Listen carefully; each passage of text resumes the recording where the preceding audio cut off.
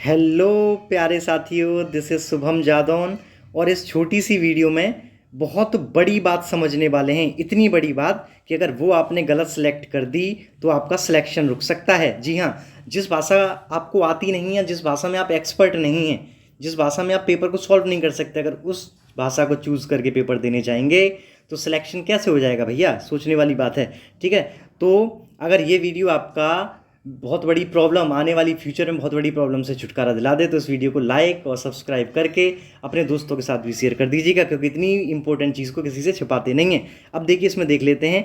मान लीजिए ये जो 15 लैंग्वेजेस देगा रेलवे है, इसमें से आप कोई सी भी एक भाषा चूज़ कर सकते हैं अपने लिए 15 में से। ठीक है, अब तो आपके लिए कौन सी भाषा चूज़ अच्छी रहेगी? इंग्लिश सही रहेगी या हिंदी सही रहेगी, इस या और कोई रीजनल लैंग्वेज आपके लिए सही रहने वाली है? इस चीज़ को ही हम समझ लेते हैं। तो सबसे पहले तो ऑफिशियल नोटिफिकेशन से इस बात को समझते हैं।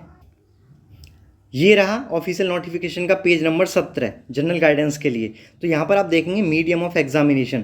तो जो CBTs होगा वो इंग्लिश, हिंदी और 13 रीजनल लैंग्वेजेस में आपको मिलने वाला है, यानी कि टोटल 15 भाषाओं में आपको एग्ज़ाम मिलने वाला है। तो इसमें सबसे इंपॉर्टेंट फैक्ट ये है कि आप इनमें से कोई सी भी चुन सकते हैं, जो मैंने अभी लिस्ट दिखाई उनमें से। ठीक है, choose there medium of examination from any one among those listed. ठीक है, लेकिन यहाँ पर एक इंपॉर्टेंट चीज़ लिखी हुई है, CBT question will be displayed in the language opted and English.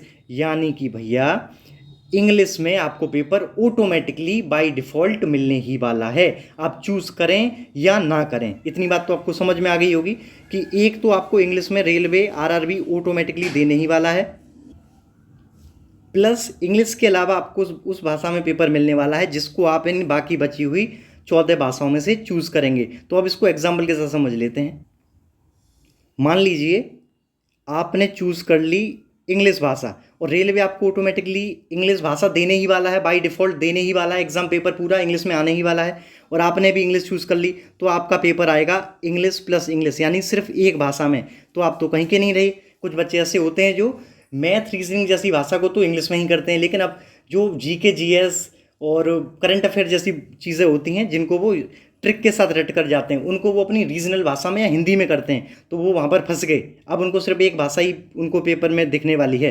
तो ऐसे केस में आपको क्या करना है कि आपको चूज़ कर लेनी है इंग्लिश भाषा। तो एक तो आपको इंग्लिश तो रेलवे देने ही वाला है ऑटोमेटिक बाय डिफ़ॉल्ट, पूरा का पूरा पेपर। इसके अलावा अगर आप यहाँ पर choice of language for examination, यहाँ पर अगर आप हिंदी चूज़ करने वाले हैं तो आपको मिल जाएगा 2 भाषाओं में पेपर, इंग्लिश के साथ हिंदी। और ये आपका CBT 1 CBT 2 में भी लागू रहने वाला। तो इसलिए समझ लीजिएगा, CBT 2 में आएगा प्योर टेक्निकल, तो आप फंस जाएंगे वहाँ पर अगर कोई टेक्निकल टर्म आपको हिंदी में देखना है तो ये चीज़ आपको समझ में आ गई होगी कि किस तरीके से आपको भाषा चूज़ करनी। तो अब आप समझ गए होंगे कि आपको एक इंग्लिश बाय डिफ़ॉल्ट मिलने वाली है। बाकी की जो 14 भाषाएं बची हुई हैं उनमें से आपको कोई एक भाषा, अगर आप किसी तेलुगु, तमिल या पंजाबी में कंफर्टेबल हैं, मराठी में कंफर्टेबल हैं, कन्नड़ा में कंफर्टेबल हैं, हिंदी के बहुत ज़्यादा बच्चे हैं, गुजराती, इनमें बंगाली में कंफर्टेबल हैं, तो आप इंग्लिश के अलावा उस भाषा को चुनिए, तब आपको 2 भाषाओं में पेपर मिलने वाला है। वरना अगर इंग्लिश ऑटोमेटिक मिलने वाली है और इंग्लिश फिर से चूज़ कर ली तो सिर्फ आपको पूरा पेपर इंग्लिश में मिलने वाला है।